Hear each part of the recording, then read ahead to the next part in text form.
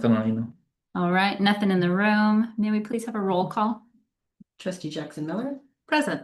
trustee Donnelly, Present. trustee Gray, Present. trustee Edmondson, Present. and trustee Dickinson has not.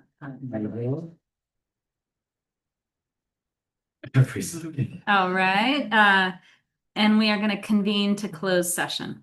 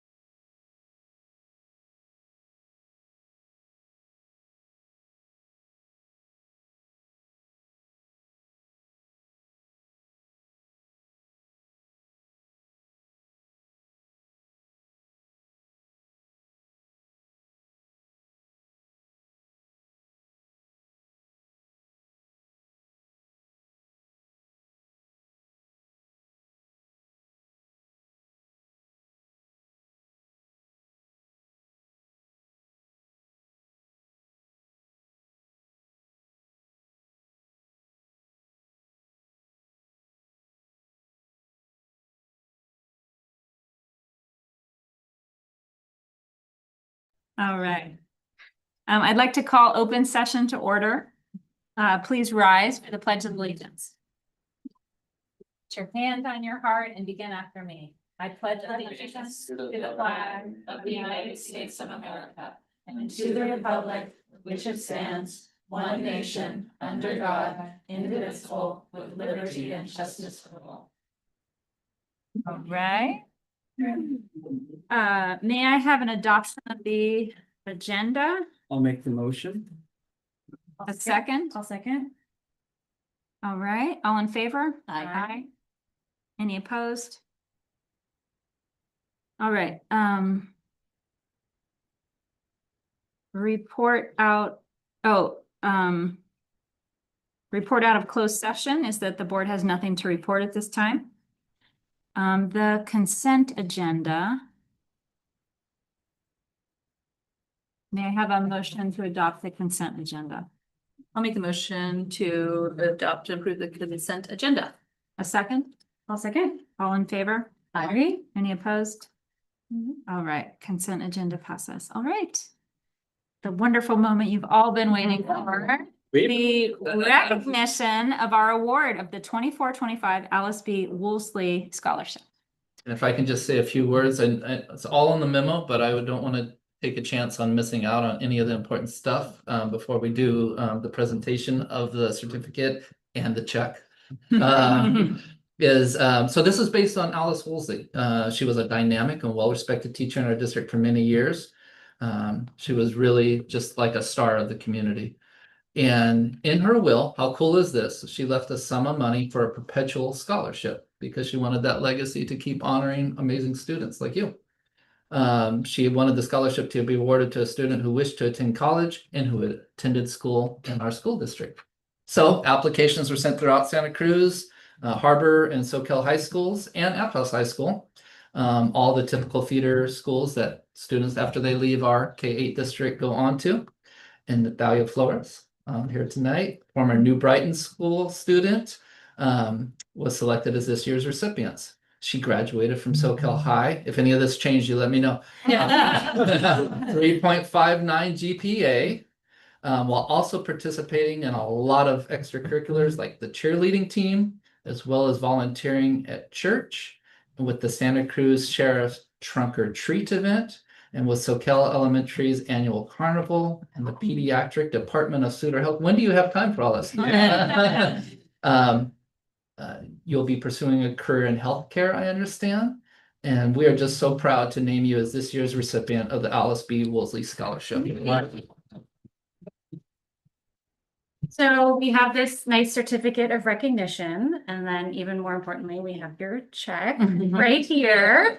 It's just really wonderful to recognize you and be able to provide you with this support. We're just really proud of you and all you've accomplished. Thank you. Yeah. You want to come up? And can we get a picture with you and your family? We'd love your whole family to come. Who all do you have with you tonight? So this is my mom, Selena, and then this is my brother Elias, my sister Evelina, and then my sister Moana and her boyfriend Oliver, and then this is my dad Miguel, and then this is my boyfriend Esteban. Awesome team. Yeah. Yeah. All right, we group pictures. Is that okay? Yeah. Right up here. Whoever wants to be in it. Yeah. Come on. Thank you. Yeah. Takes a village. Goodness, you guys looking for help here. Yeah. Yeah. Can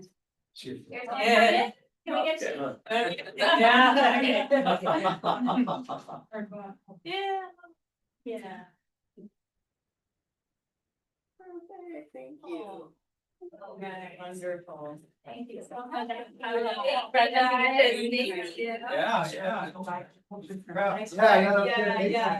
know, and you're always welcome to come back.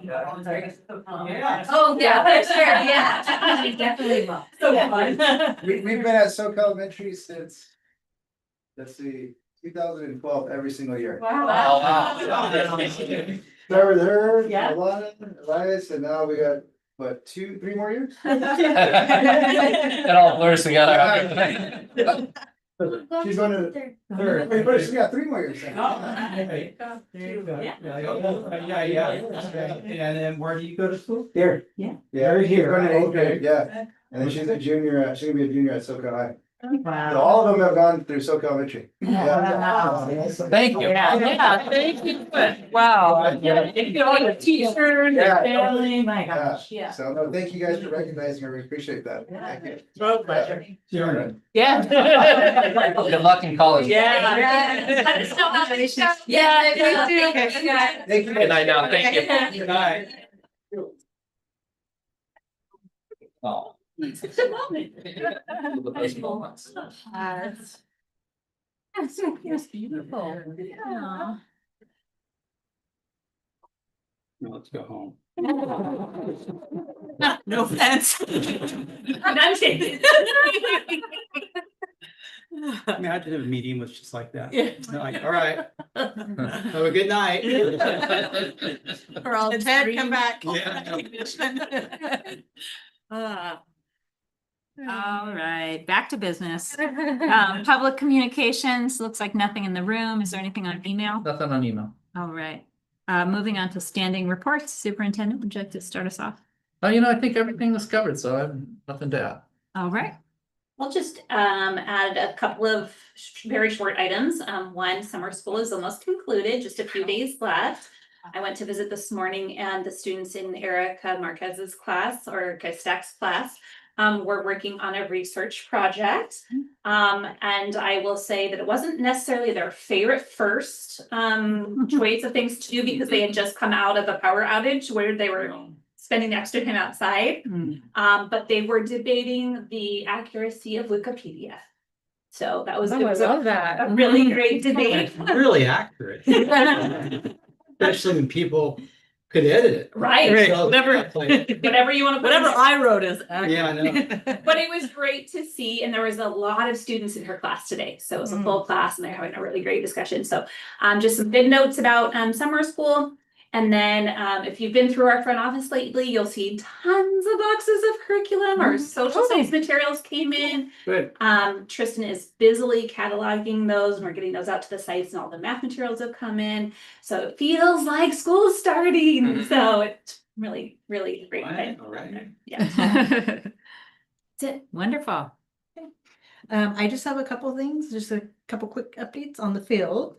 So we should see the scoreboard come up about the second week of July. We're hoping we can stay on track for that, so that's exciting. And they've started pouring the perimeter curbing. They started that today, so that should be done in a couple of days. So we're moving right along. We're on schedule, so that's super exciting. The bond piece of it is still rolling along. They're still working on schematics. We're having a hard time getting the as-built for SoCal and New Brighton, I believe. So they're working, doing their magic on the back end, stacked and so forth. So everything's moving along though. So everything's good. Good. All right. After that. Sounds good.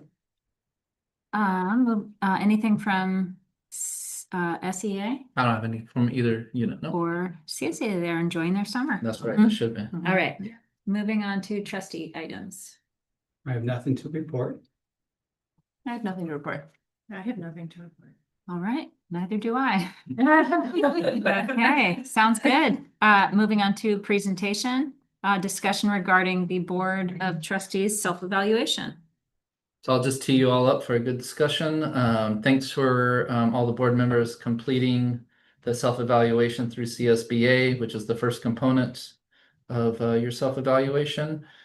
That survey from CSBA covers different areas such as conditions of effective governance, roles and responsibilities, board culture, board operations, board meetings, board development, setting direction, structure, support and accountability, and community leadership. There are 58 total questions on that. You rate it on a 5 choice scale, 1 through 5. And on 57 of the 58, the group came together identifying either as a strength for most or a strength for a simple majority. And there was one item, the last item identified as an area for growth for the simple majority. And then there's also the second part of the evaluation, which was developed intentionally more open-ended.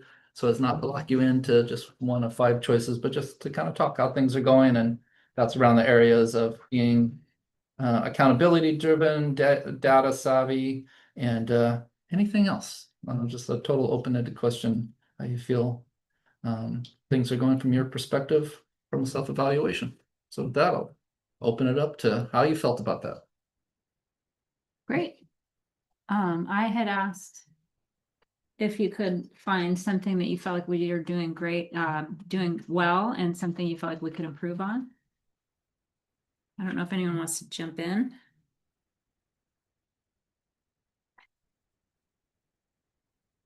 I am happy to jump in. Sure. I think something that we do well is that I think we do our homework. I think that we're engaged. I think we bring a range of perspectives and we get to the right answer as a board. Even when we, you know, come with our different perspectives and have a healthy dialogue, I think that we come prepared and we have some good conversations. I think that's something that we're doing well. Should we? I'm just thinking and trying not to hurt myself, Yeah. you know, kind of on your line there too. I mean, this board is definitely a different board than we've had in the past, which is good. Are you in the education or are you? No. No, oh, okay, I thought you were in it. Oh, anyways, we have some folks who are very aware, board members of education and what is needed. And I'm learning a lot from everybody here too. So, I mean, we'll pull it together. Sometimes I think we're kind of get off on the, you know, well, it's all good. We're gonna be all good. So it's there's some things that I'm just trying to think and the good things is that I know I'm learning quite a bit. And I think we're getting more into education as we had in the past. So, I mean, which is like new to me. I'm not really all data savvy. I mean, I like the little charts, they're really cool, but I think that's gonna be good. So if I made sense. I think that I hear you, and I think maybe what I might be hearing is the sense that like we're getting a little more into some of the operational Yeah. functions, and we Mhm. have this board tends to maybe have some more questions and thoughts and ideas around those, and it is a learning, I think, you know, because we're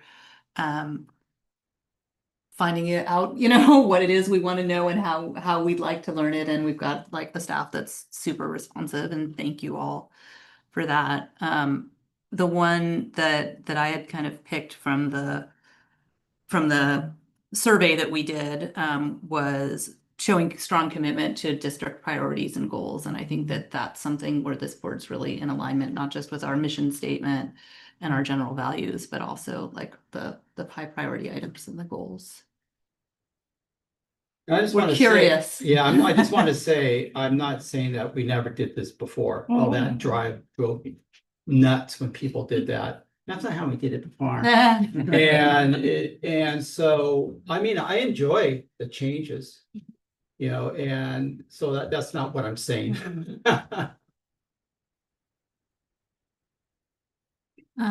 I lost my spot, but in terms of positive, I think I felt like our board culture was a positive.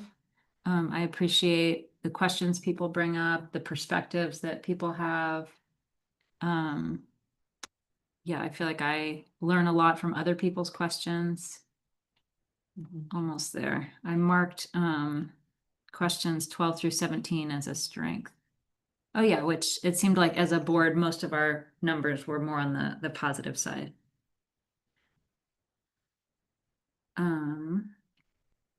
And then in terms of improvement, I set aside 2 things that I thought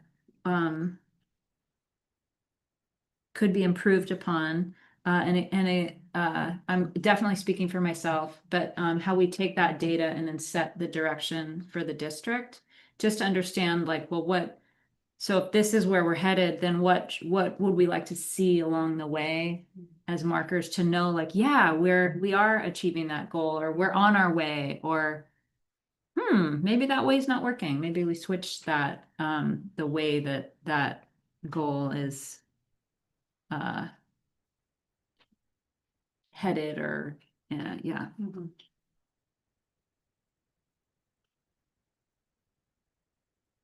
Any other ideas or? Um. Yeah, no, that's fine. I was just trying to think. Add to that.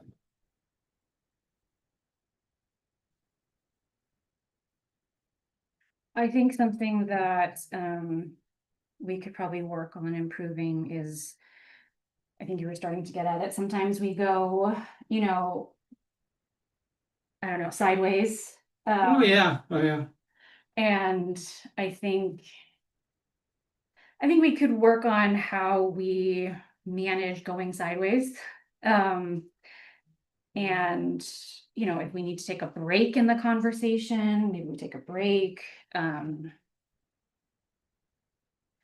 just be very honest, it was really hard when you know, left we had 2 meetings where you left early, and it felt, it was kind of discouraging to the rest of us who were staying, even though some of them were hard conversations. I think they were meaningful conversations. And so maybe there's another way that we could handle that. Maybe we take a break, I don't know. But I think we have to all be here and be contributing even with the difficult topics. And if that means we have to reset somehow so that we're all in a place that we're like feel comfortable and present with what we're talking about, I think that's important. Actually, I was gonna touch base on that too, and I was gonna apologize for leaving early. And after what was brought up by a board member of what they have to do to make time to come to this meeting, I felt like a jerk, you know, and disrespectful. And so that got me thinking, it's like, oh, you know, going through this to be here tonight. But yeah, I'm not gonna say but although the sideways, you know, when things get off tangent and then we're getting late at night, and I don't think any of us really want to be here late at night going off on things that what's not on the topic. And that I see that happening too. Now, my 10 o'clock thing is not, I don't need to run out of here at 10 o'clock. Is that when we went past 10 o'clock, it was just, we weren't, you know, watch my words. We weren't really discussing. It just, everything just went off tangent. I'm talking about in the past. You know, one of my first meetings, I was here till 1 a.m. and it's like, why are we here? And so 10 o'clock, you know, I'll stick around if we have to. Just don't, you know, we have that limit and we just stay on task. And that's what it is. So I'm not, yeah, so 10 o'clock, I'm not gonna bolt out the door. And I'm not really, you know, that thrilled about adjournment, or it's not, I mean, it's nice to adjourn early. But I just want you to know that I'll stick around when things get going sideways, or if there's a situation that I don't like, yeah, I just get up and go. You know, I'm not really good with saying my words right away. Like you guys, like, man, tonight at midnight, I go, oh man, I should have said that. So yeah, I get frustrated sometimes, and again, I apologize for being disrespectful and leaving the meeting. And yes, sometimes we need to take a break in between. Thank you. I really appreciate that apology. No, I was thinking of bringing that up too. So, yeah. So anyways. I really appreciate that too, just the level of vulnerability, you know, and honesty, because and to me that's what makes our board just that rich culture where we can say what's on our minds, and I really appreciate that. Mhm. And I think I contribute to getting off in the weeds sometimes. I can see I definitely. yeah, it sometimes it's it's either interesting or gets da da da da, and this leads to that. But yeah, how do we come back to focus? I think that would be a great thing for us to kind of consider as we're having these great discussions. And as board president, I try to pull that back, but also Oh, yeah. maybe this could be like more of a group effort too, because sometimes I do rely on other people to jump in there to remind us to not keep I talking. depend on the president to keep things. Right. And I definitely On try. I subject. try to keep that. I know it's a hard one too. But Yeah. sometimes I'll go, oh yeah, so. I mean, if there is a signal that we could do saying that we're getting off topic, I mean, what can we say or do or just not to piss anybody off or squirrel, yeah, there we go, yeah, squirrel, yeah. I know, I remember, didn't you always used to say, we're getting into the weeds, folks, we're getting into the weeds, folks. Shut up. But I like that level of openness. Yeah. Where we know that we want to hear each other. We have great ideas, Mhm. and sometimes we get in the weeds. So how do we remind each other about that? I think I like that kind of openness. Yeah. I agree. I think it's also valid if we are having a late meeting, if it's 10 or 10:30, that we kind of pause, like how much more time do we think that we need? And if we need to postpone, like we should postpone. I definitely work much better before 10. Mhm. So Yeah. we're, doing justice to the students, I would rather us, not sort of be prolonging stuff if we can start fresh maybe the next day or the next week. So I think that's reasonable also. And I We think have that kind of 10-ish, like just being aware, Mhm. I think it's really helpful to hear that and understand that as like a strong board value. Again, not that it's like we must cut off at this time, but when thinking ahead in terms of agenda planning as much as possible. And then also managing public comment, right? Because there will be situations sometimes where you might have a lot of people who want to speak, and then that's such a hard spot to be in as a Right. president, but also as an entire board. Right. How do you maintain respect for the voices, but also like knowing, hey, we don't want to be making a decision about something, Mhm. at 10:30 or 11 when our brains aren't as fresh. So sounds like we have a shared value around that, to try to use our time really effectively. Yeah. Ted, I really appreciate what you had to say, and Ariel, thanks for having the courage to bring it up. Yeah. I Yeah. don't always have that level of courage, so I appreciate that about you. You beat me to it. Yeah. Yeah, and I'm not a night person. Well, I mean, I'd love to have meetings at 6 in the morning, but and I'm better in the morning, but after 10 o'clock, I'm sponge red. So that's me. Yeah. And did you? I was gonna say, I mean, I probably say this every year. I think the survey is a pretty imperfect instrument. It feels like we have some like numbers that are outliers that don't quite make sense, and it might just be the way the survey was written. But we can talk about that, I guess, when we consider whether to use this same instrument again. I think there's always room for growth in terms of just making sure, again, like basic roles and responsibilities on a governance team. And are we inadvertently, accidentally giving direction to the superintendent as individual board members? I think it's real easy to accidentally slip into that when you're feeling really passionate and interested and excited in something. It's also hard for us to know if that's happening with anyone else, right? It's like I can check myself sometimes and, realize, ooh, probably shouldn't have asked that, or, but I think that's just something that we should always like really, really think about and work upon, like what is our lane? Right. What happens if we accidentally drift out of the lane? Right. How do we all, including, the superintendent, like how do we all kind of gently, or maybe not as gently, but like how do we let each other know, like, oh gosh, this really does fall within such and such, but Yeah. here's a different way to address it, or here's how I'm gonna make sure you get the information you're looking for, or here's the way for the board to provide input on this. And that is a hard balance. I mean, I feel like I had a huge learning curve with that of Mhm. just that what is board work? What is the superintendent's work? Mhm. And then how do you not go below that? But then how do you also set the direction of the district, right? Yeah. So it's that challenging piece that I think I sometimes slipped into. So It's easy. yeah, yeah. But again, it's good to have that awareness to try to, we had that good beginnings workshop. Was that with our whole new board? Or maybe that was prior to REL? Prior to REL. Prior to I REL. think it, I That's mean, a I good did thing to consider. with Nicole, Yeah, Oh. I came at the tail end of things with Nicole. yeah. Yeah. And then one more thing I'd like to bring up is the last couple questions around community leadership.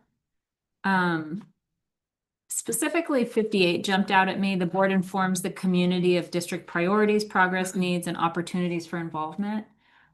As we have declining enrollment, as budgets get tighter without those COVID extra monies, it just seems so important that the board really holds on to being that voice of communicating with the community of those great things that the district's doing, and then the reality of our situation.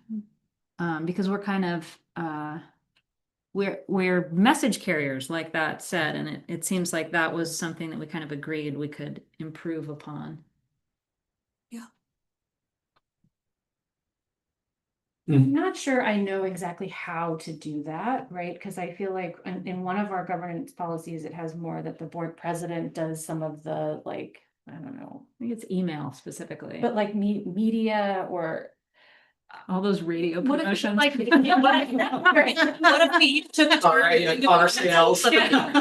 yeah, Like, what if we each took a turn going to a home and school club meeting or a school site council meeting, just like, Yeah, cause like, yeah, I mean, my youngest is about to be in 8th grade. Like, I feel like Yeah. I'm losing a little bit of touch with the elementaries, and it's just like, Mm. hey, I'm your friendly local board member. Here's what the board is up to. Like, would that help yeah. people to understand kind of our lens, what it is we do, what our priorities are? I mean, that's just one little idea. What is our priority? That's I know. Yeah. That's a Oh, big yeah, it's a picture big right one. there. I mean, Yeah, that's, yeah. Yeah. Yeah. Yeah, that's your answer, huh? Yeah. Before, bye. No, I mean, that's a big question there. Somebody came to me and asked what our Yeah. priorities are, is education. yeah, That's what I would come down to. Now, how we're gonna have quality education. Don't ask me that. I mean, it kind of, yeah, that's a big topic right there.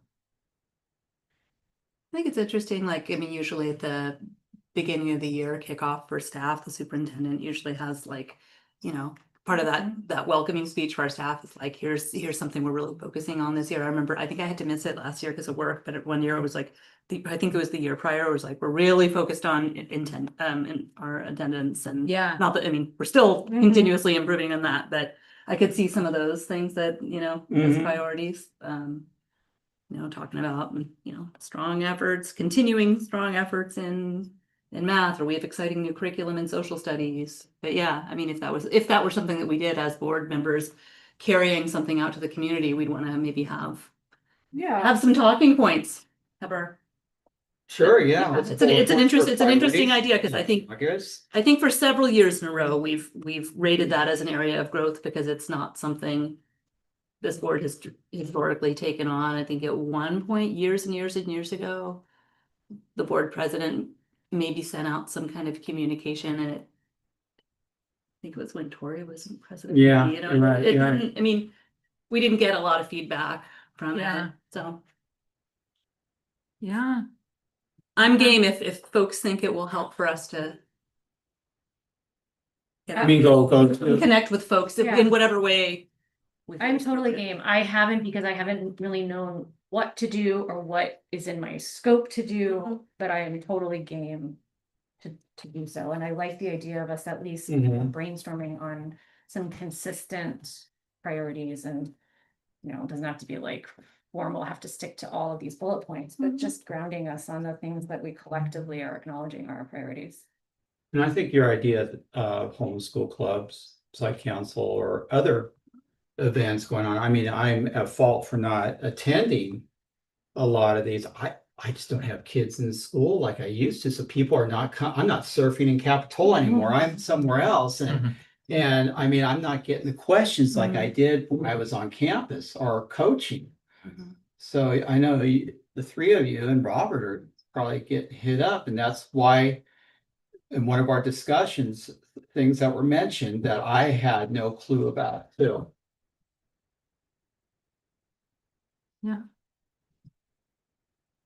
All right. Sounds like Also, we're good. yeah, I know. We could buddy up. Yeah. do that all the time. Yeah. And also, you know, Partner the up. thing is that I really have a hard time going to open house and back to school night. I mean, I love our schools, but there was a point there where the board members, you know, basically dressed in black, you know, and stood in the back of the classroom and looked at the teachers, and they were uncomfortable.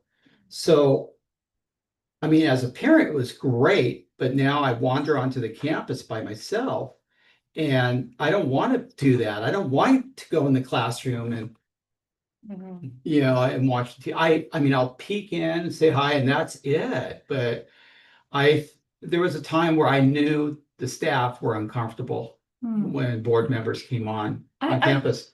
Yeah, I definitely hear that. And I will say that I feel like we've gotten a couple invitations. I mean, maybe it's just following up on some invitations. Like, for example, Yeah, true. there was some stuff at the gardens at the end of the year. I couldn't make that, but just maybe talking about our social calendar as a board of who, hey, can anybody attend this? Or because that's where they want us there. Like, let's see what the kids are doing. That's the fun stuff. I mean, you're great at that. I love that you go to schools and like talk with the pledge leader. That's so fun. cool. Yeah. Yeah. Cool. Well, maybe that's, I hear that as a kind of a note to Yeah, self. it's a good idea. I mean, some sort of calendar. I have two Yeah. calendars. Right. And I missed the promotion because of that. You know, I knew about it, but I didn't write it down. And then I'm always checking our calendar, our Google calendar to see, okay, what's coming up, and like I mean, I could write, I have things written down like momentum, you know. But you know, Post-its all over the place. So yeah, somehow, I mean, a social calendar that we could all look at that pertains to the school. Yeah. I don't know, or on our calendar that we have, it's just put everything, well, can't really put, but important items on there too. I would Because appreciate you guys that. talked Yeah. about it, went, oh, that's good. Okay. Well, Yeah. Scott, you have like a spreadsheet with stuff. I mean, maybe that's something that we actually like look at in our board meetings. Like, here's the stuff that's coming up. Who wants to? There used to be, yeah. Because I do look at that and I'm like, oh yeah, I want to do that, and then I forget. Yeah, if I don't write it down or Yeah. put it in my calendar, then I forget. Definitely do that. I just remember the colonoscopies, that's it. Don't You have to forget- remember about a week forget- ahead of time. You gotta remember to drink that. So also a good idea is to read the bylaws. There's, you know, that's a lot of information in there, and there's times where, you know, the bylaws that I think, not Scott, I mean, if he has something to bring forward, but I think it's a good idea for us to look at it, and if there's something that we want to improve, we bring forward the bylaws. That's how we work. Yeah, another good idea. Do we feel ready to move on to the self-evaluation tool? Or the open-ended questions on the self-evaluation tool? Yeah. Yeah? Yeah, I do. Okay. Who wants to start with that document? And those you didn't send to me, you have those on your own. All the notes that we sent you. I mean, I will say that a lot of what we just covered Yeah. is sort of like, I think it's already covered in the qualitative stuff that I at least had written.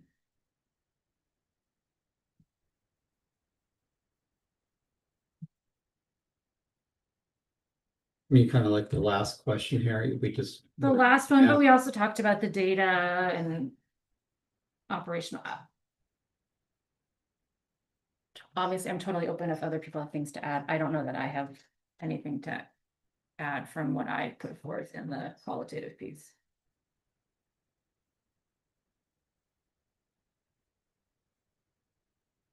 You want us to answer or be? I'm, Well, I yeah, don't sorry, know. Oh, yeah. thinking, If there's, I didn't wanna. yeah.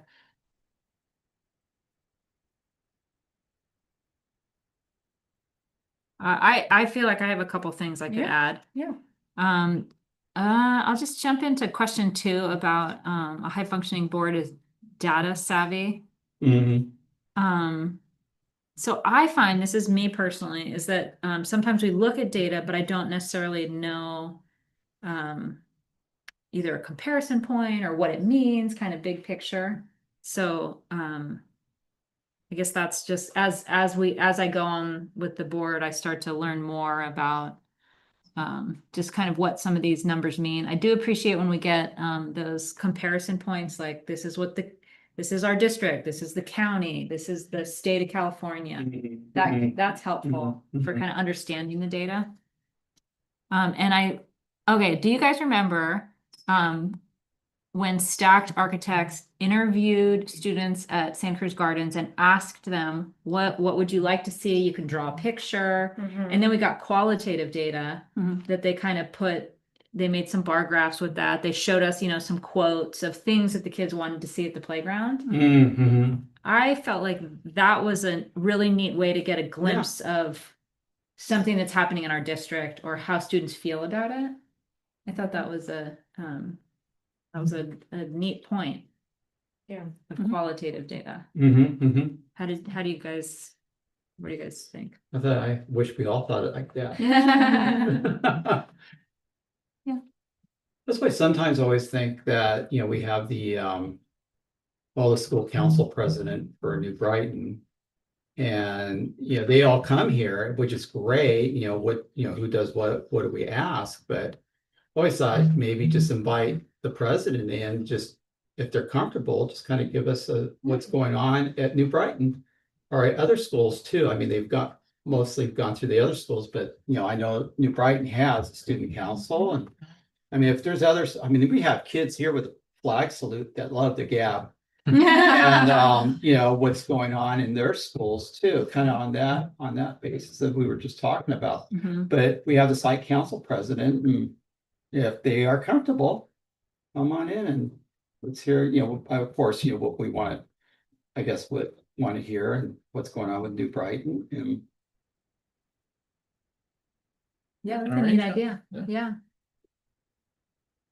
Something I would want to say about data, speaking really for myself, is I don't have the kind of professional training and day-to-day work life where I work with data in that way. And so it's helpful, and I'm not always good at asking for what I need. But yeah, so for me, it would be really helpful, just in general, when we're looking at data points, to have like a really clear explanation of, this is a comparison from this to this. And I need to do better at asking, like, hey, I don't understand this. I don't always do that, but I think having a real clear understanding, and as much as possible in the docket ahead of time, of what are the points we're specifically comparing, or I don't know, if something is in any kind of shorthand, just having it in a little less of shorthand. And then I'll do my part about asking the questions, but I want to grow in terms of how I truly understand our data and trends. And so anything that we can do to help those of us who don't work with it on a daily basis is appreciated. Yeah, I think of the guy from Star Trek. But yeah, I don't, Yeah. And sometimes I just don't know what to ask, when looking at it. So kind of sit here in the meetings, like, what do I ask? And it's like, maybe. My first reader of the budget, and I'd be like, okay. I know, I'm looking for that yellow highlighted line. Not that we don't appreciate what you're doing. We I think, yeah, you do Yeah, a very yeah, no. good job at putting it all together. Absolutely. I just sometimes just don't know. Yeah, that's a great way of putting it, because I same here. So yeah, it sounds like we really wanna, or at least those of us who don't have the skill set want to improve our skill set. Yeah. I would agree with you on some of the data and the comparisons. I think that's the challenge that I have, is that there's quite a few different data packages of evaluations and assessments, and there's the iReady and the CASP, and they're all on different timelines. And so when we get those, it's interesting, and then I'm not always clear on, well, what are we comparing it to? And so, like, how do we feel about where we are? And it's just confusing because of the different evaluation tools and the timelines. So that's something that I think would help me, is to have that anchor point of when we're looking at something. And it can't be the anchor point for every piece of data, because we look at a lot of data, but something that sort of anchors us to this was how this key metric was, and this is how we've improved or not improved. But sometimes it is a little, okay, well, now what? Or like, so what? Like, Yeah. with the data, like, we can understand what it is, but what does it mean? Yeah, agreed. And I just would like to say that I do really appreciate qualitative data, little quotes, little and Nicole did that. Remember when we had the listening session? I think there's something to be said for, I mean, and that's what those the equity walks, the tool that we use, where we observe one student kind of quietly in the room, just seeing what their experience is. We see these numbers, but then I don't know, maybe interview a few kids and just hear some of those little snapshots gives a nice qualitative kind of a feeling of what it might feel like. Or So one of the answers to the question, now I'm gonna jump subject, sorry, yeah, is that I forgot which answer it was to it, but somebody wrote not to worry about having SoCal School District at the beginning of the policies. Now, I brought that forward for important policies that, and especially resolutions that we own. yeah. And there's some policies that came through, and instead of like, it's ours. We own that policy. I mean, not necessarily need to do all of them, but there's a few in there that I really felt we need to own it. So that's why I brought that up. So are you saying that you doesn't necessarily need to say that each time, or you're saying? We're not discussing that. Yeah. Just ones that, something like, okay, we need to own this policy. Yeah, We need to put our name yeah, in that first paragraph. yeah. It's not something to worry about. I mean, you just mention it in 2 seconds. And yeah, there's a whole lot in the policy to consider. We have taken that and just made it a practice whenever we have. Well, as policy. long as you have a boilerplate that you just. No, yeah, no, That's no. good. I don't want you to spend hours on. No, it doesn't take hours. No, it's become a practice now, so it's second. Oh, Cam, break that. TED rule number 3. Just the important. Well, they're all important, but ones that no, anyway. Well, it's probably easier for staff, but it's probably Yeah. easier for staff that To be it's kind of, consistent, it's yeah. the template. Yeah. It's been our practice, so I don't know. So that's I why. don't see anyone here arguing about that. It's all good. Any other closing comments? I feel like I made some notes of things. I think we're I think we're a curious, thoughtful group, and we, there are things we can all do better, but I appreciate that we're focused on on the growth and on the improvements. So Now let's talk about Robert. No, it is a privilege working with. It is. with all you guys. It really I is. appreciate working with all of you. Yeah. I really do. It's different and it's interesting too. Yeah. Thank you for that candid self-reflection. Yeah. All right, thanks, everybody. Let's move on to discussion regarding board policy 6163.4, student use of technology. And I do have to plug in my computer. Okay. Good timing. Okay. So this is, obviously the first reading of, what has been the CSBA recommendation in terms of change to our policy. The policy was last revised in 2018. And that there is a lot that's changed since that time. There will be a lot that changes between now and the end of the summer in the area of technology, but 7 years is quite a long time. So some of the recommendations that CSBA has provided guidance around in terms of the terminology in the board policy revolves around first, the artificial intelligence element, which was not included, although artificial intelligence has been around since the 1970s and before that, but it's in greater use now. There's additional policy changes that include software as a service, and that's actually something that you're going to see more and more of because it's a different way that we kind of allocate funding when it's a service. And then there's a different addition to the definition of district technology because the last definition was pretty narrow in scope. So those are some of the changes that were recommended. In addition to those, there was some language that was changed to make some general gender neutrality changes and some attention to detail when it comes to what our obligations are in terms of teaching our teachers and teaching our students the proper uses of technology and what to do when that doesn't happen. So those are things that are all embedded in the language that CSBA has recommended.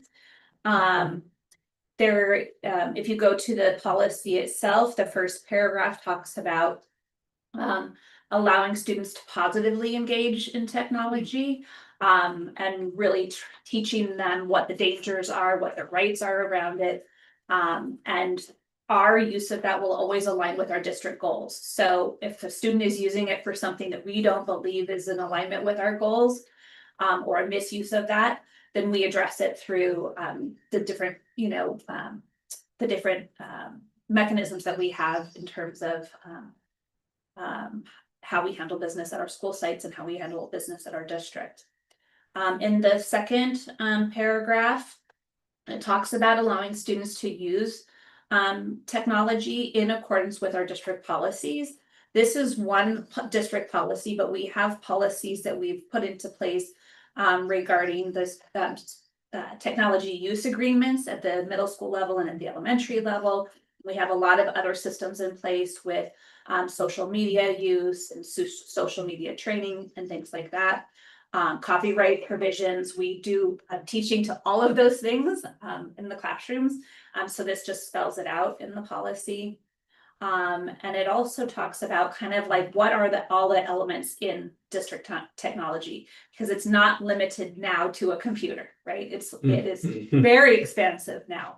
And we do know that students have access to Apple Watches and Apple phones as early elementary grades now. So it really talks about kind of all of that in a bucket.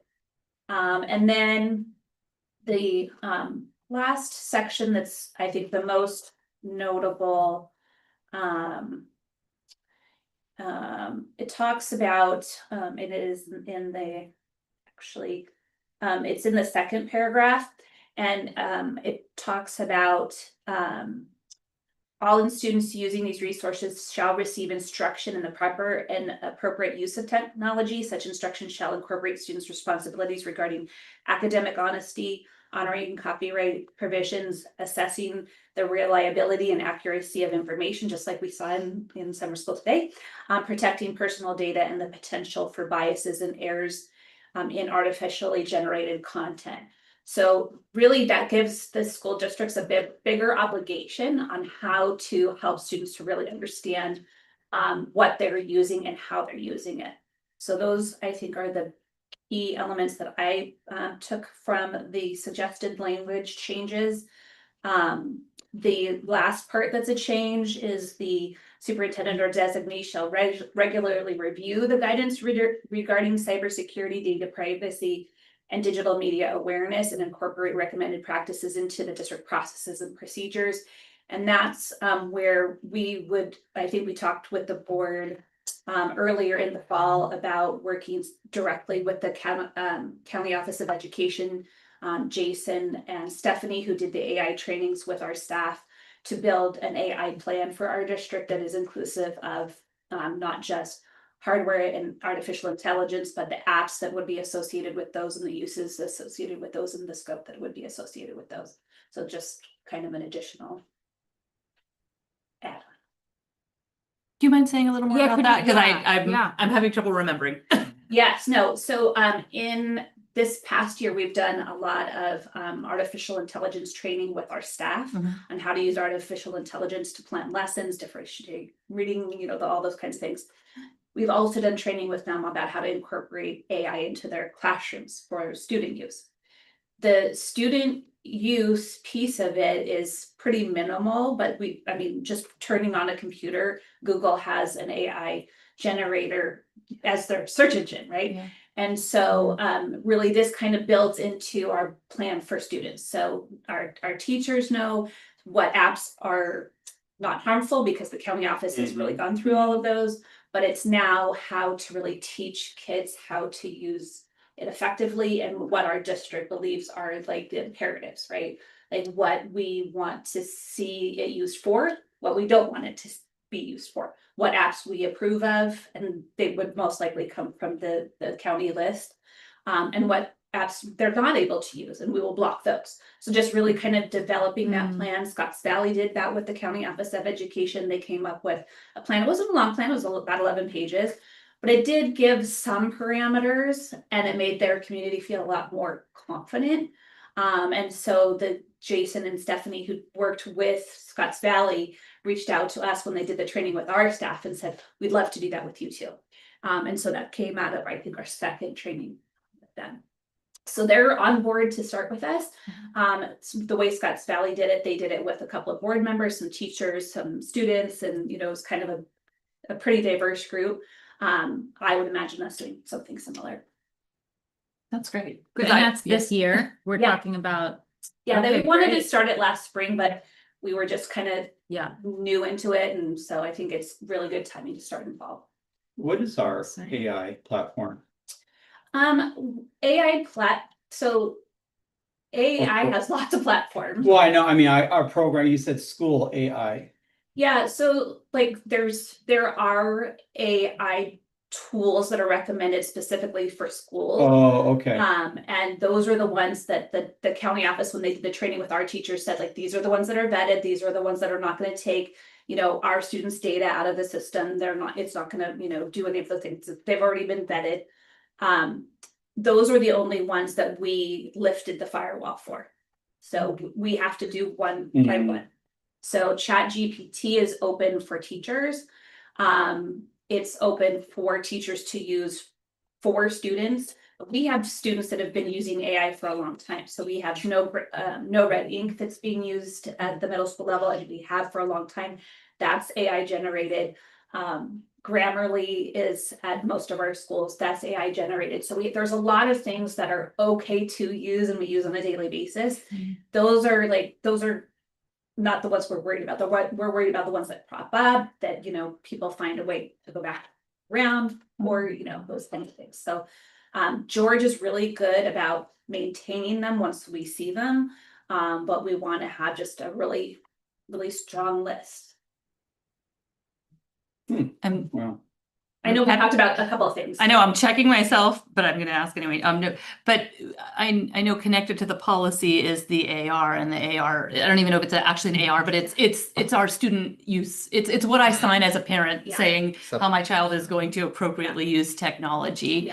Yeah. Do you think that would be something once this AI task force committee Yeah. does its thing? Is that something that would then impact It would definitely That, impact oh, the, yeah. and it will impact our technology use agreements. with Right. All of our Oh, yeah, schools. yeah. Because once we change this language, then it has to change that language, and then the plan will change that language too. So this will be an evolving process, certainly. Okay. Along that line, something that I'd like us to revisit is our academic honesty policy. Okay. I think that the things you're talking about, the work we're doing this year, we're gonna want to revisit that to have all this stuff sync up. Yeah, and I think it's a really great point. You know, Scott and I were talking about this recently. We can actually see what students produce through technology because Yeah. we get messages when content looks like it's been copied or Pasted. upset, or it's Yeah. upsetting or violent or things like that. Mm. And we've only had one that has come across our desk. And so what that's saying to me is that students are using it with their teachers, not to create false content, you know, and deliver it as their product, but to really learn how to write better and get advisement on like how to research things better. So a lot of students are using it directly with their teacher right now. And so we're not finding a lot of the academic dishonesty or academic, you know, issue with it at this time. But we're also not a high school district. We're not high stakes. Yeah. So we're probably not going to see as much of it, but definitely the work needs to be done in tandem. Yeah, yeah. Well, I know I emailed you too about the things that I would want to see a little bit more of in this policy, which is some of the. It's the fine line between what we articulate here and then what goes like deeper into, you know, handbook or this additional policy. But I do think that we should talk about and try and understand what we think is from a board's perspective. Do we think AI has a place in K-5 learning? And do we think it has a place in K-8 learning? And what exactly does it look like? It already exists in K-5 learning, and it has for a long time. I know, but I'm talking about LLMs and GPTs. Those haven't existed for a long time. And there's a lot of concern about those tools. They're not intelligent in the way that humans are intelligent. They are predicting things. So they can't do math. They can give people totally wrong information. And there's also research that shows when people use LLMs for writing, that there are like fewer cognitive synapses that are created, and they're not actually learning how to write. There's a lot more homogeneity in what they're doing. And so I think that we have to be really thoughtful in what we're saying a third grader should be using from a GPT and a predictive AI model. Can I share some thoughts on those? Yes. Those are, well, really, I think going back to your self-reflection as a board, this shows like the deep, yeah, like, you know, just wanting to make sure that we have really clear practices. So thank you for that. And then, so I thought that I have, Jessica's really talented at running these kind of teams. And so I'm confident when she's working with Jason from the COE, you know, in the model that Scotts Valley did, that there'll be good representation. Yeah. Because a thought is, who better than the teachers of the elementary students to give some input on that, right? From the ground level of what they're seeing, of working with students and how to appropriately, this is a really complex thing, right? Because I hear what you're saying. We don't want them to just use this and stop thinking, right? But we also want them to think about how they can use this tool. And so I would hope that from that team, we'll get some thoughts from the field on that kind of guidance that can also help inform the board on how to set that tone. And I just would like to say, because I'm in a unique position in the high school where I kind of see high school students using AI. I see the ways that they can kind of, you know, cheat or get around an assignment. I see the ways that they can kind of use it in this way that we want them to use it, like to actually learn from it and make something that they made better.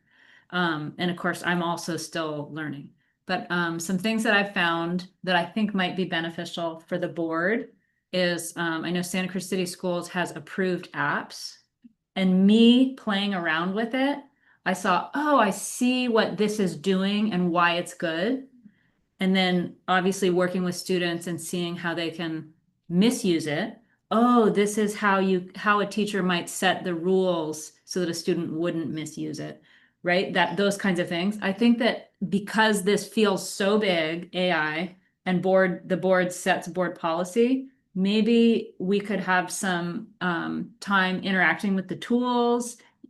Yeah. Definitely when you give us that feedback from how that goes, it sounds like there's going to be a group Yeah. of mixed people. What we'll do is I will send you a copy of the one that Scotts Valley did, and it'll show the representation that they used.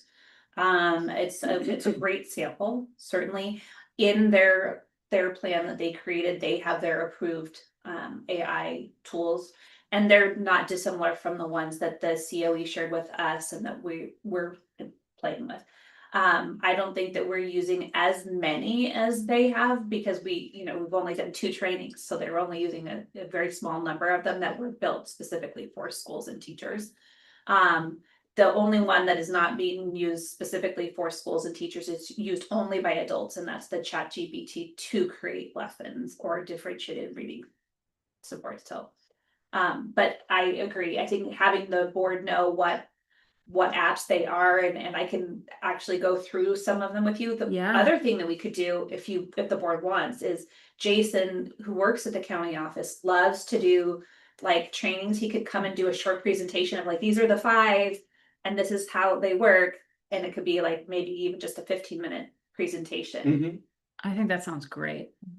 There's a lot of feelings about AI, and it does feel like we set board policies. So that's, it's an important moment in time. And so I would like us to put some attention to it.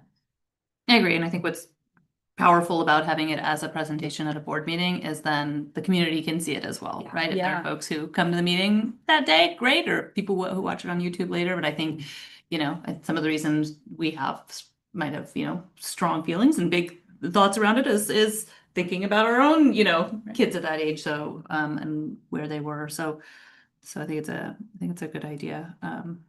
I know we will do this anyway. It's baked into everything we do, but I anticipate with excitement that whatever the committee is, that it'll really have that equity lens that we all care so deeply about, and just making sure that we have the voices of folks who, English might not be their first language, or just folks from different backgrounds. So.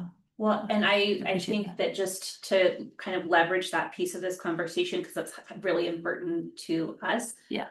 In my training of AI, what they talked about was its current weakness is that they don't have enough people of underrepresented groups engaging in it.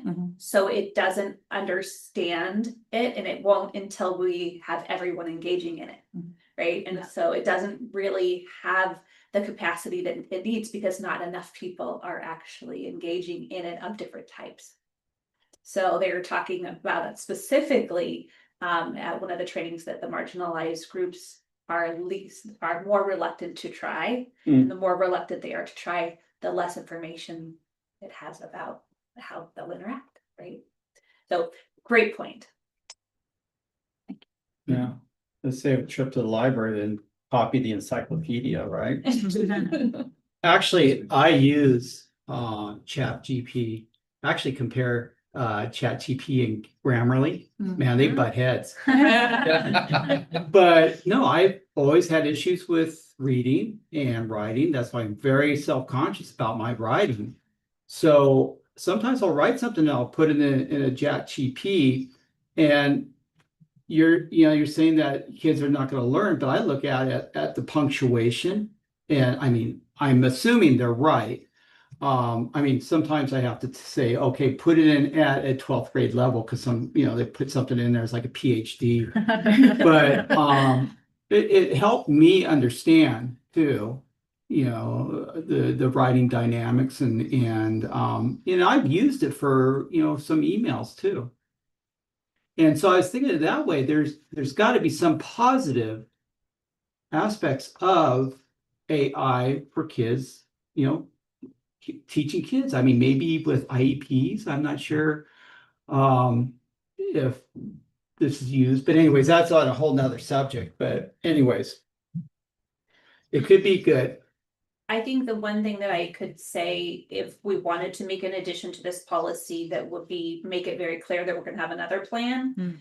That'll go with it, is we can say, like, add a sentence that says such direction or directions are to be defined by the district technology and AI guidance plan.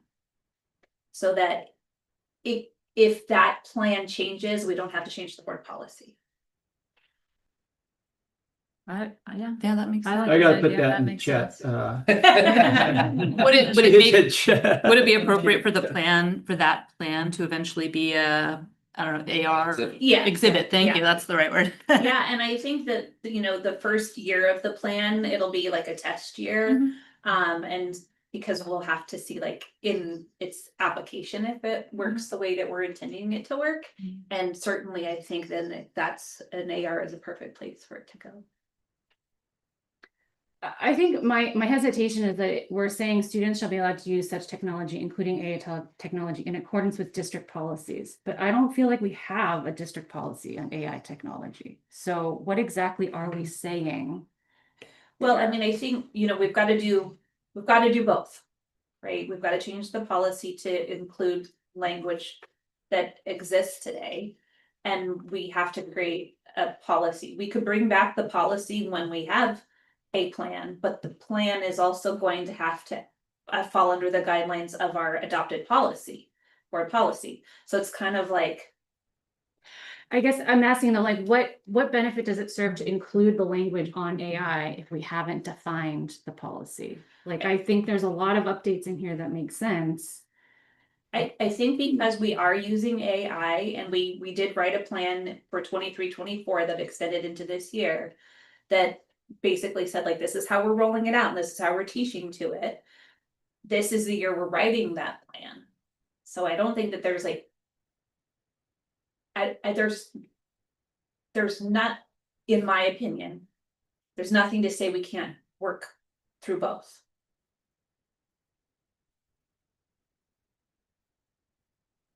I also think, like, in reference to it says in accordance with district policy. There, as Jessica had mentioned, there's like related policies on academic honesty. There's related policy on appropriate use of technology. So there is, when it says referencing other policy, there are other related policies. Yeah, I understand. I'm putting myself in the position of like a parent being like, I want to understand what our policy is on AI. I'm going to go to our board policies. They were to read this doesn't tell them anything. But the ARs you would have the ARs included with the policy that would make things clear, right? This one doesn't have an AR that's been created by CSBA. It doesn't mean that we can't have an Well, AR. right, yeah. We can always have an AR. And I would say this policy, while it is broad, a lot of our CSBA's language is broad because it's inclusive of so many other policies underneath. I'm always reluctant to narrow our policy to a level where it makes it hard for us to employ. And, you know, that's kind of how I always feel about board policy. Administrative regulation is the nuts and bolts of what we do and how we do it, which I think that's much more of a comfortable place to set some of those parameters.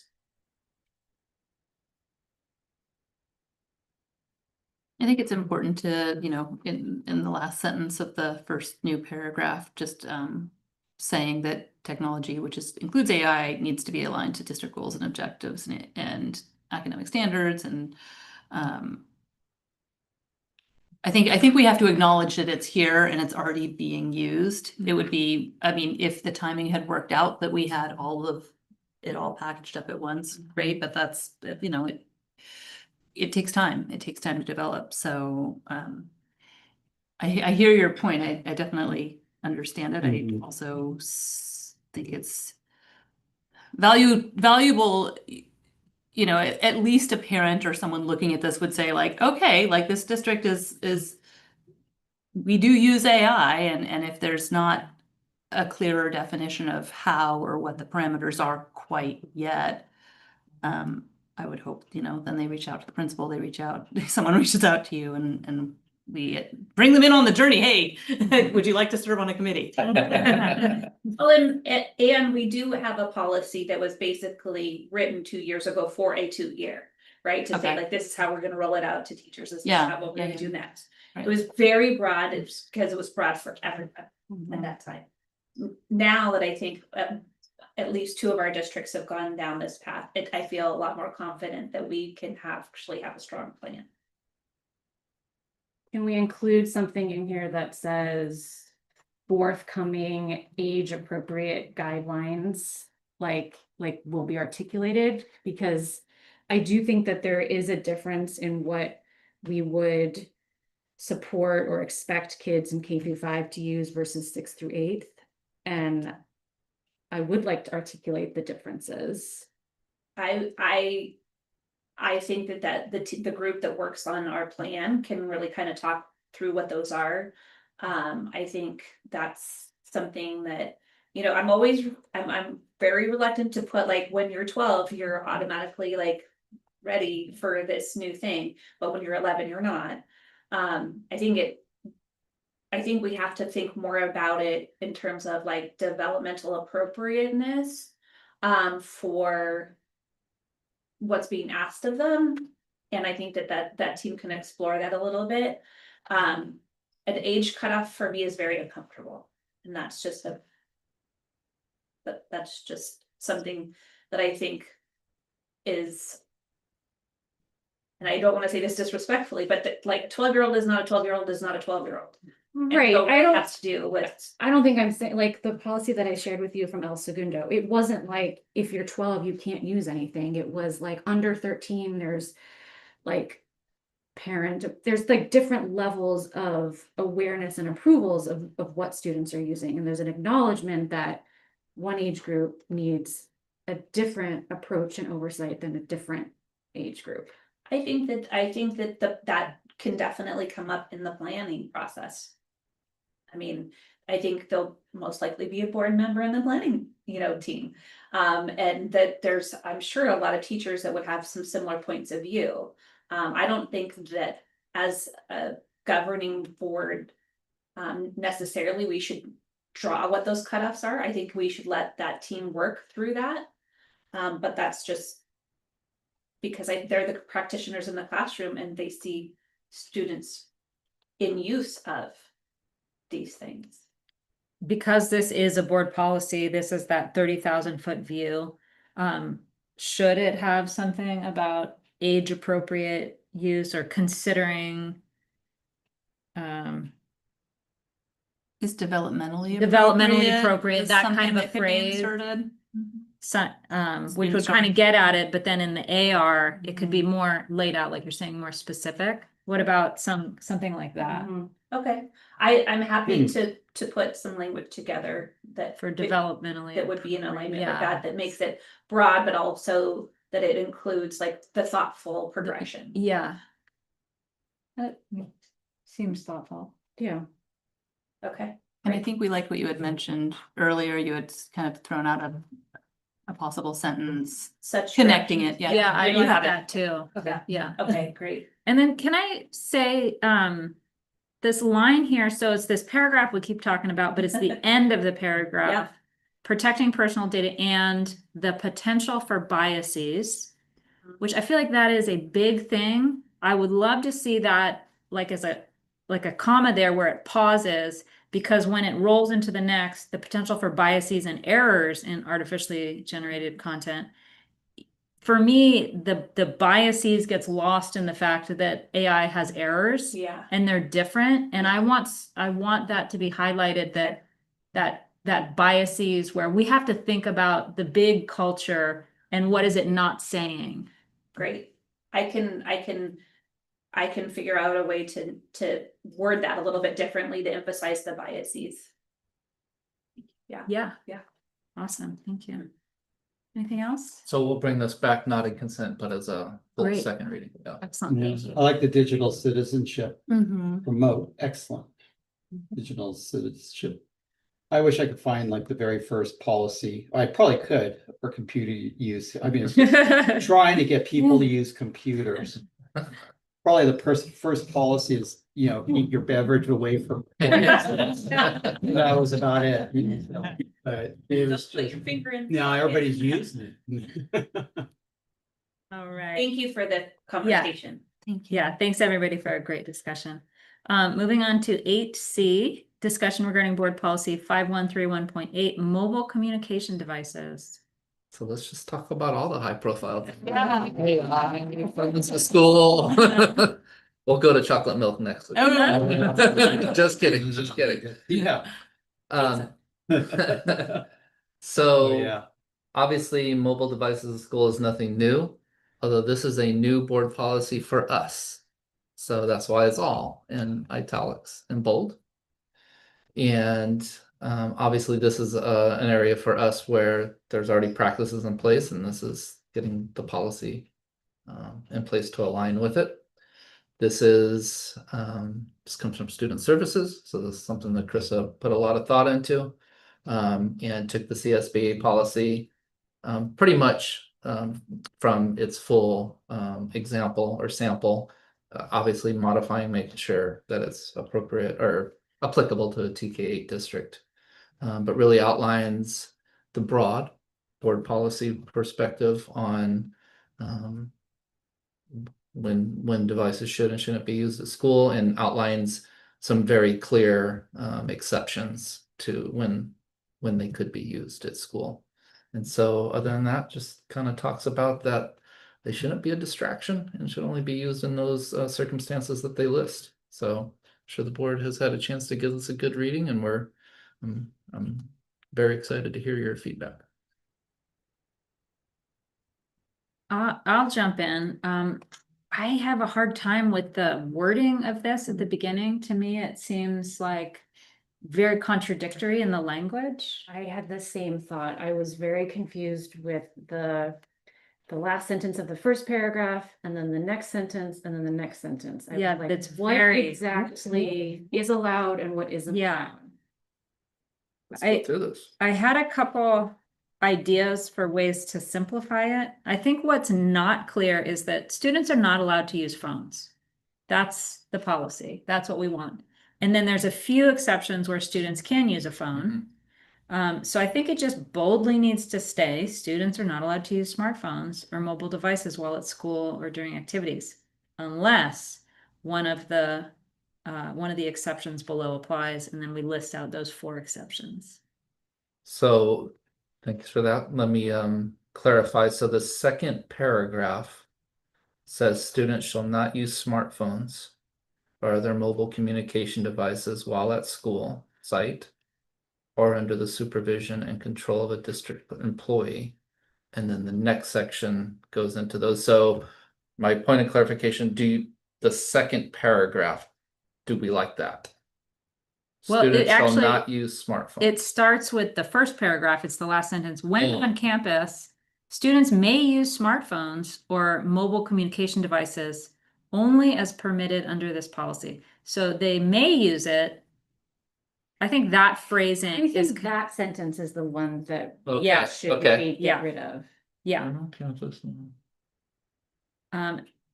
Yeah, I feel like that one we can change. Yeah, So that's strike the last sentence of the first paragraph. Yeah.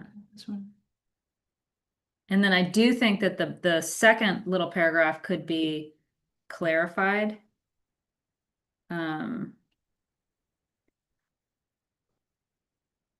Maybe it's the however part. I feel like that could be, So the one that Shall just not says be- students shall not use smartphones, we like that. That second paragraph is just one sentence. students shall not use smartphones or mobile communication devices while at a school site or under the supervision and control of a district employee. How about it? How about if it's the second? Yeah, I mean, how about if it's students shall not use that one sentence Mhm. paragraph? You know, except under the following circumstances or some, I mean, is there a way Our of? students are only allowed to use a smartphone or mobile device in the following circumstances.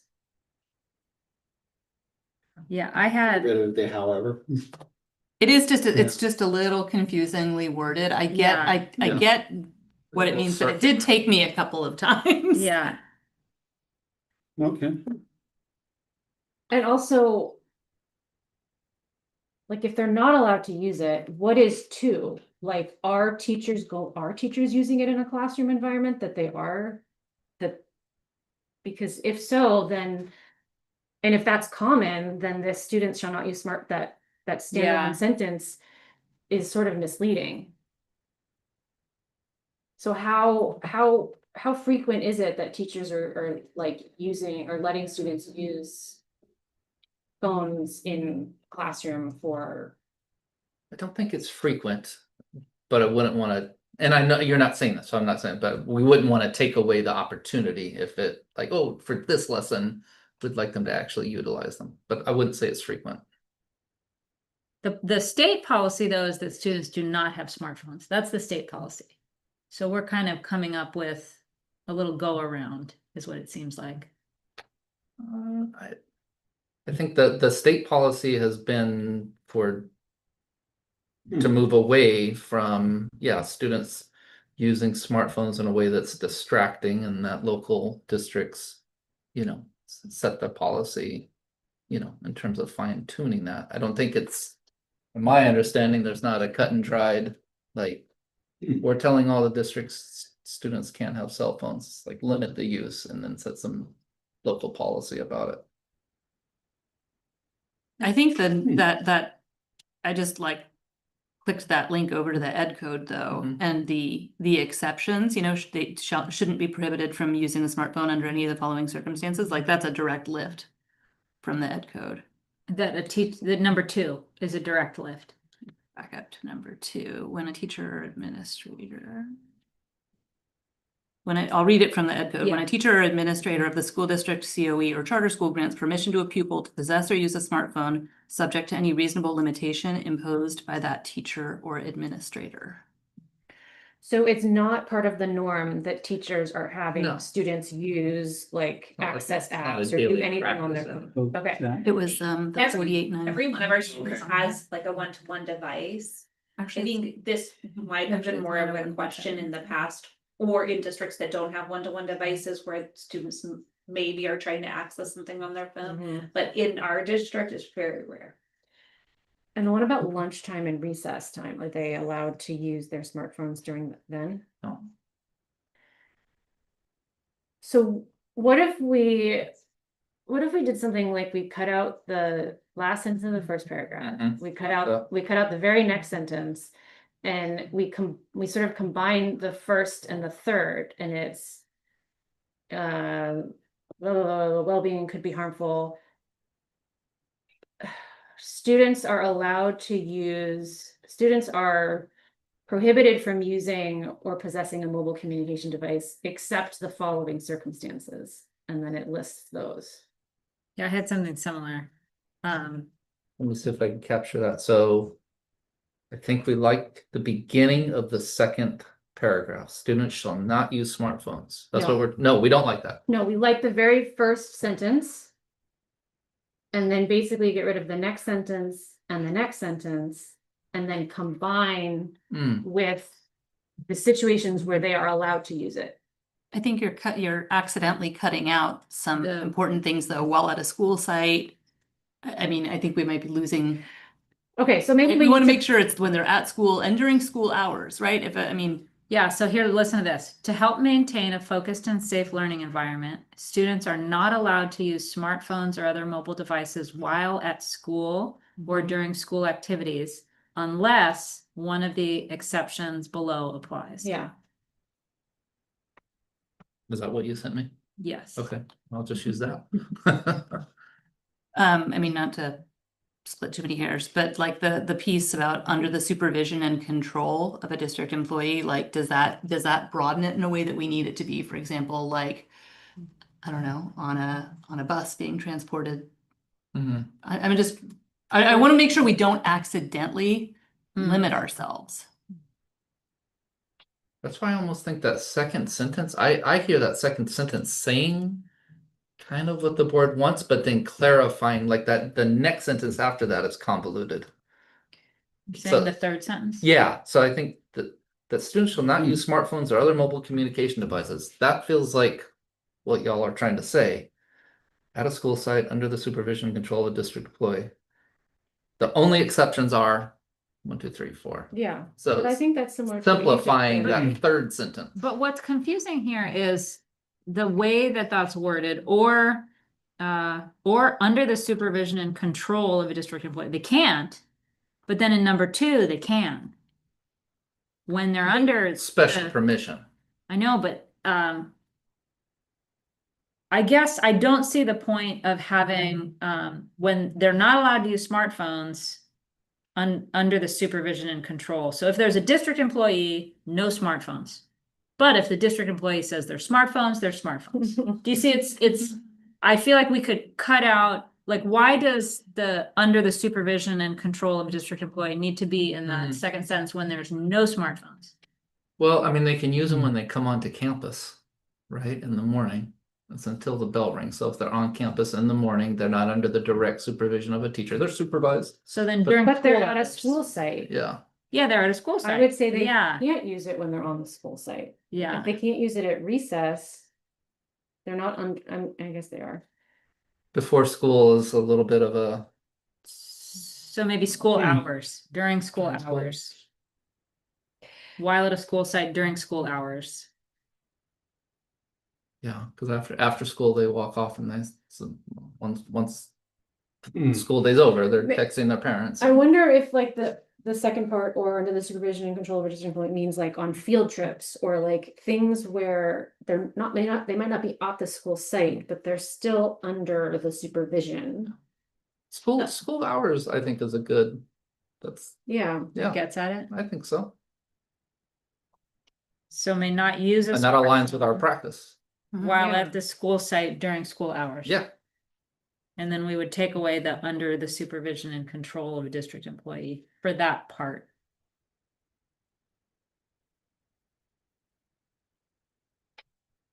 Because that's the general rule. And then number 2, a district employee can let them use it. But the general rule is during school hours, phones are away.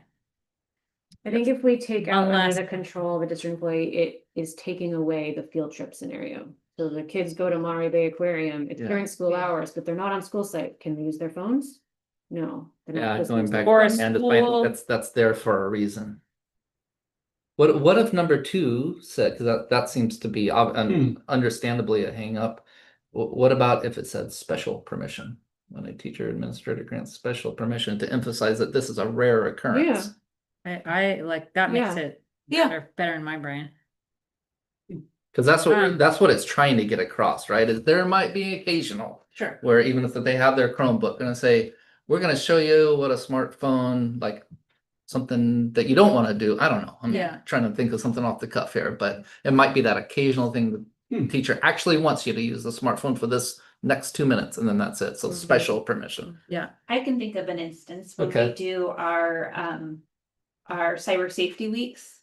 And we're talking to kids about specific apps not to There you go. use and things like that, and like how they're hidden and things like that. Like, I think it's important to actually have them take out their cell Great phones. example.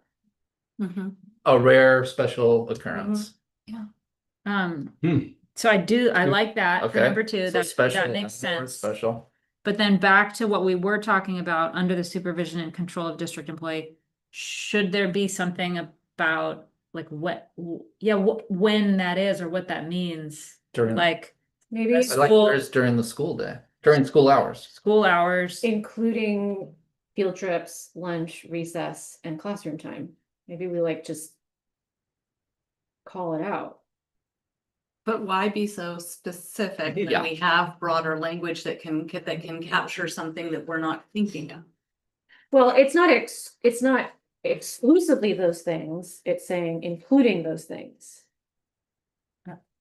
It's just so confusing.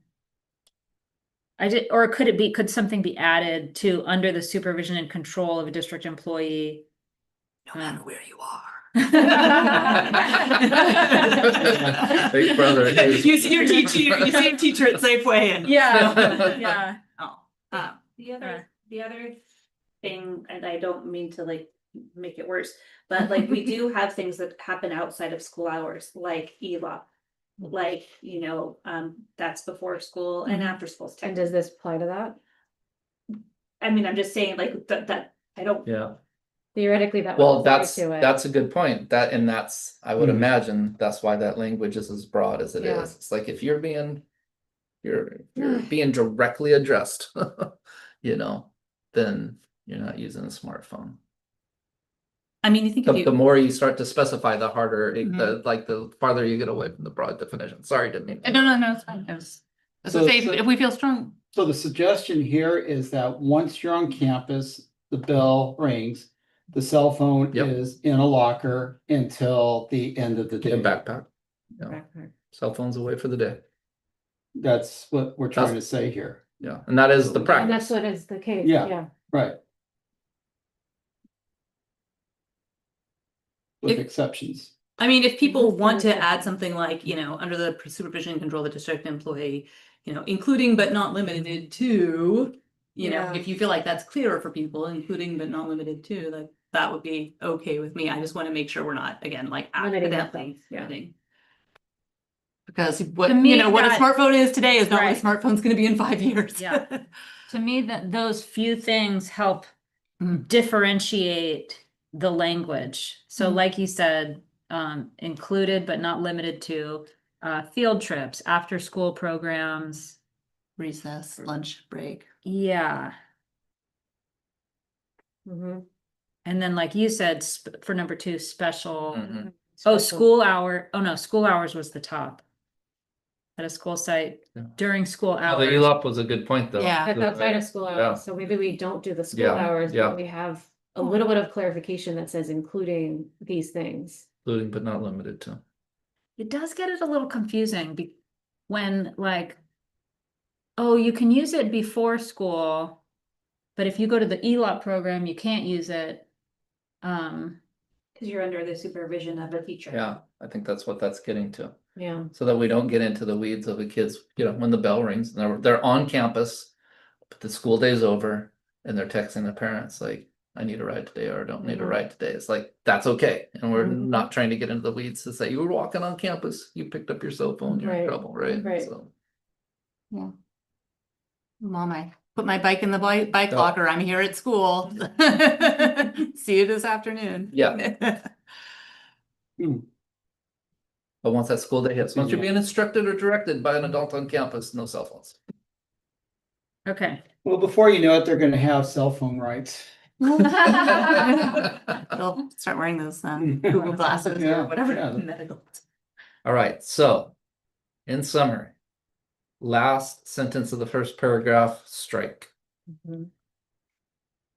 End of the second paragraph, do an including but not limited to, and list out some of those areas. Mhm. Yeah. And then second item listed by numbers, add special before permission. Yeah. And we'll bring this one back to as a full second reading and not consent, given the robust discussion. That'd be good. Students shall not be. Whoops.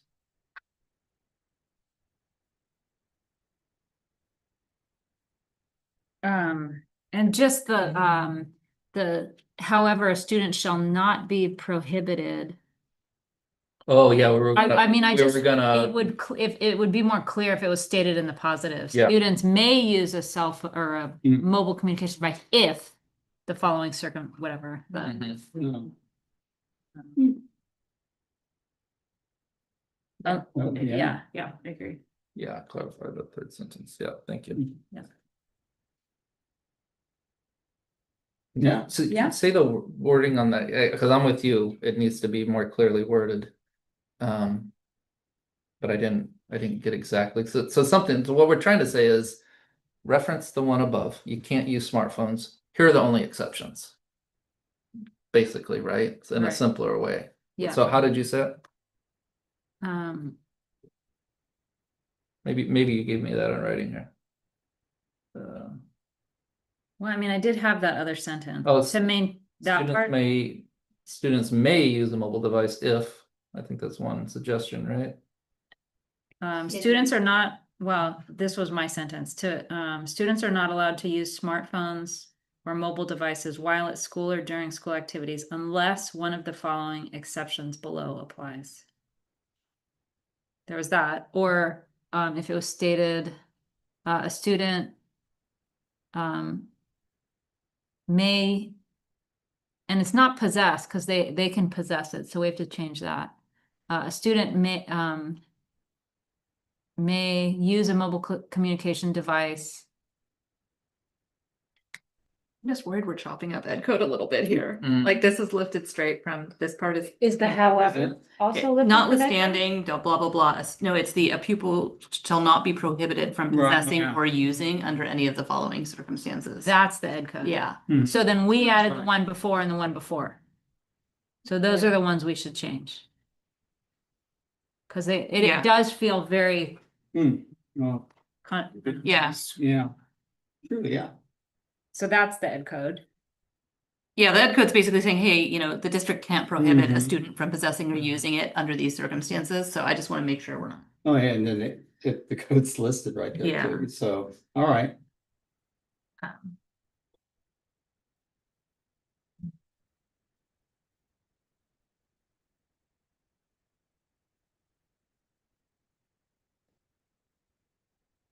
I think part of it is the word however. So maybe there's some way to just keep the rest of the sentence, but like Mhm. not have the however, and then connect the previous sentence to that. I don't think the unless works because we've made that sentence longer. Mhm. Yeah, I would think. I mean, it could just be a student shall not. It could- Yeah. Just get rid of however. Yeah. Get rid of however. That's true, yeah. Yeah, Like, I it like just that. totally, Yeah. like, Yeah. Throws it, yeah, Right, agreed, however, agreed. that's clear, thank you. Okay. Oh, that's not it. Can we talk about number one? Is this ed code? In response to a perceived threat of danger? I think all four of those. are Yeah, good all code. four of those. Yeah. Because who determines that? I mean, I was in a situation where students, perceived danger, but is that, you know what I mean? Like, do they determine and then they get out their cell phone and they're like, I'm in danger and I'm texting my mom? Or is it like the teacher's like, yes, you may get out your cell phone and communicate with your parents? I think they also look at it, as to say the student is the first one to see an active shooter come onto this, on site. Pull out your cell phone, 911. I mean, that's kind of drastic, but. I think I think that's why that's in there, perceived threat of danger. It's also how we use our student reporting, anonymous reporting system. True. The QR codes in the bathrooms, right? So if they see something that they think is harmful and they want to report it, we want them to report. Okay, true. That's a good example. Thank you. Yeah, Oh, yeah. I hadn't thought about that. Yeah. Texting, yeah. put that Okay, in there. Put okay. those bathroom selfies. Okay. I'm not putting that in. Okay. Wow. All right. So are we done with that? Are we? Yes, Any I gotta wait for the second reading. I'm lost, so I got the idea of what you're doing, but, yeah. All right. There's a lot in the rest of it, but the rest of it was fine to me. Okay. All right. Thanks, everybody, for another thorough discussion. All right. I think there are only four of us today. We really go along. All right. Moving on to action items. Consider adoption of the 25-26 LCAP. Thank you. So as the board knows, you read the plan, the LCAP and the LBOP, inclusive of the LCFF budget overview, and the local dashboard indicator self-reflection tool last time. So our humble request is for the board to consider their adoptions.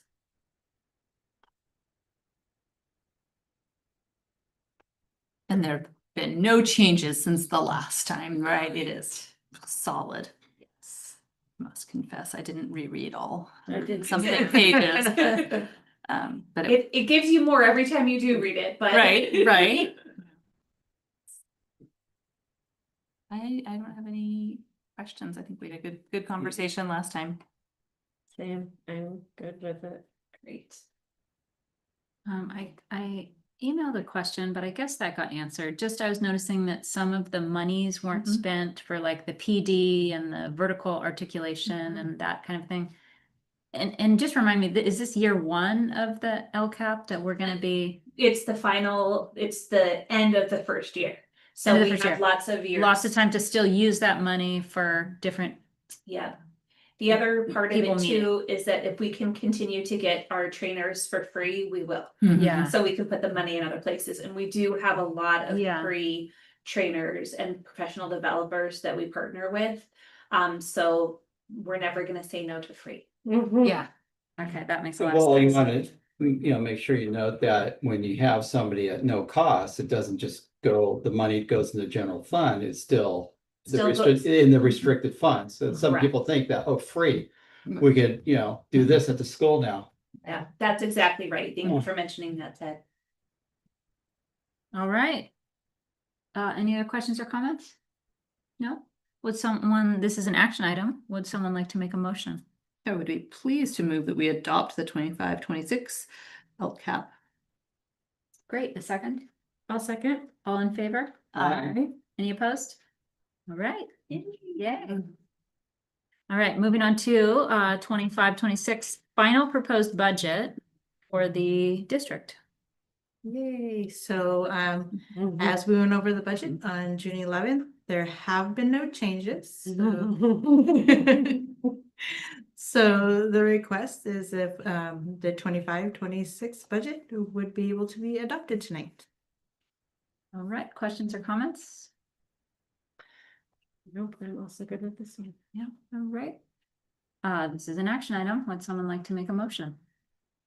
Make the motion to approve the 25-26 final proposed budget. All right, a second. I'll second. All in favor? Aye. Any opposed? All right, budget passes. Thank you. Thank you. Okay.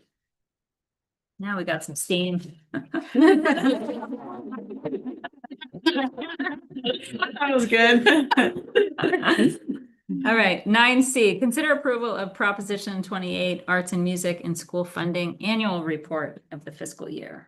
So this is the second time this report has come forward to the board. Last year, we hadn't had used any of the funding because we're still putting the plans in place. This year, if you look down at the report, it's a very simple report. It just asks basically for the FTE that was applied to that funding source. And based on what we did for 24-25, we used 2.3 equivalency FTE out of this specific fund. There was some supplies that were also purchased specifically for this program. So this is our VAPA programs that we have across the district. All right. And the point of this really is just to say the FTE. So yeah, basically, so it's a state report. It's required to be approved by the board and be posted on our website due to allocation and so forth. So we receive a little bit over $200,000 a year, and it kind of fluctuates with our enrollment, ADA, and so forth. So it's basically just kind of for the state to make sure we're on track with All right.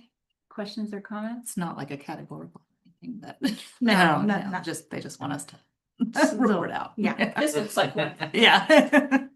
There'll be other pieces of the report. Yeah, sure. I'm glad we have it. Yeah. Yeah. All right. What page? Oh, 333. 334. Okay, I know, it took me a while. no, sometimes my pages just go up to the beginning again. It's like, Oh, yeah, that's annoying. Other questions or comments? there it is. No? All right. Would someone like to make a motion? I'll make a motion to approve Proposition 28, Arts and Music in Schools Funding Annual Report for the fiscal year 24-25. All right, a second. I'll second.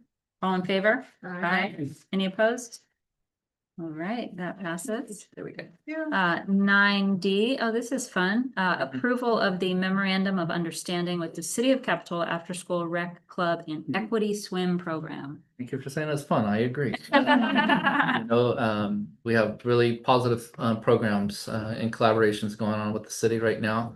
And not much more important than, you know, after school care. Anybody with children can testify to the dearth of programs and the expensive programs. So to be able to subsidize the costs, you know, for some of our families who need that kind of support is something that's been really important. And just to have as many options as possible. CKC does a great job. It's great to have other options too, so that families can get the after school childcare they need. And then of course, Equity Swim, I think, is just something everybody in the community can be proud of. You know, it's a beach community, nothing more important than ocean safety and just being included in that community, regardless of your family's income level, is something that I know resonates with all of us who have an equity lens. And so being able to partner 50-50 with the Equity Swim program with the City of Capitola is something we can all be proud of. And of course, Nikki Bryant came to the May 21st board meeting and presented on both of these. So hopefully that's relatively fresh in your mind on seeing the actual outcomes of the programs. We'd like to continue those partnerships, and with a $20,000 contribution to the child care program and $16,000 contribution to split 50-50 on the Equity Swim program. Right, questions or comments? And remind me, are those the same amounts that we contributed? Yes. Okay.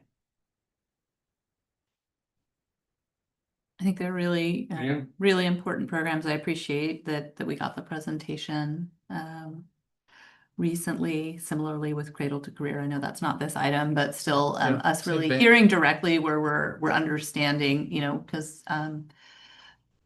we all want to be very, very careful with our precious dollars that we have here. And so understanding kind of how this touches families in the community is really meaningful. So It's for the children. It's- And it's a good clarification too, Yeah. that this would be from ELOP funds, so not from Yeah. our general fund, Right. and it targets the perfect audience. Mhm. What fund is it from? Expanded learning opportunities. okay. Yeah, so. Mhm.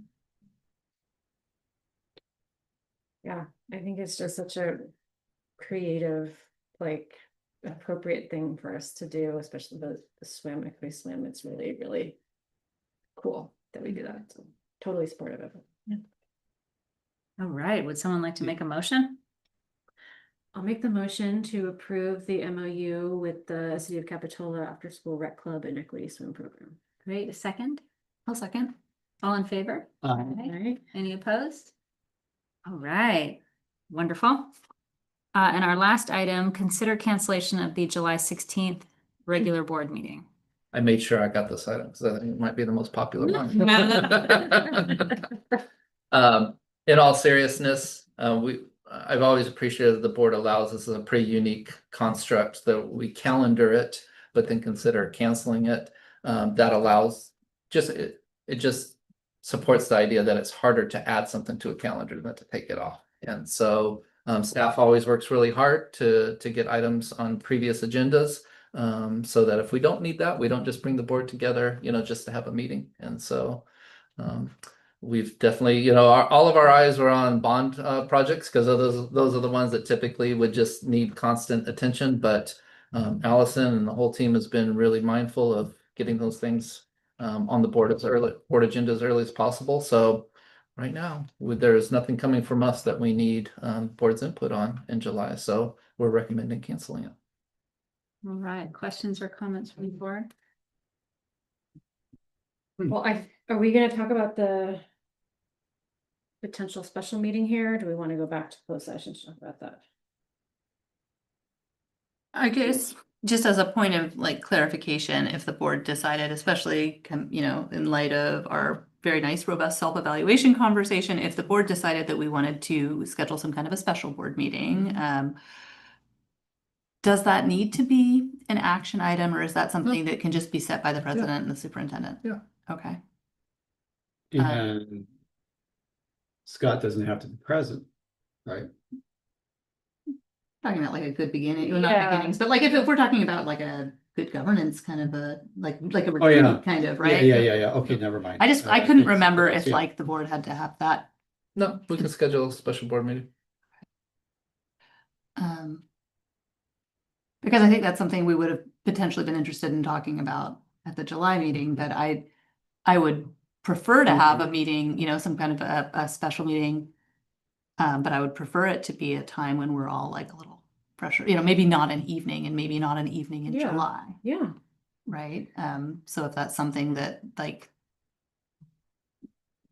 you and Scott could talk about, Callie, whether that's something that's desired, I mean, I think I'm perfectly happy not to have a July meeting if there's nothing that needs to be agendized. I also think that maybe we have some governance stuff that we could talk through in a, you know, in a special meeting in August In or, August. yeah. Yeah. Okay. I would- Oh. I agree that having maybe a special meeting, it maybe doesn't need to be a formal board meeting where everyone shows up. But school does start at the very beginning of August.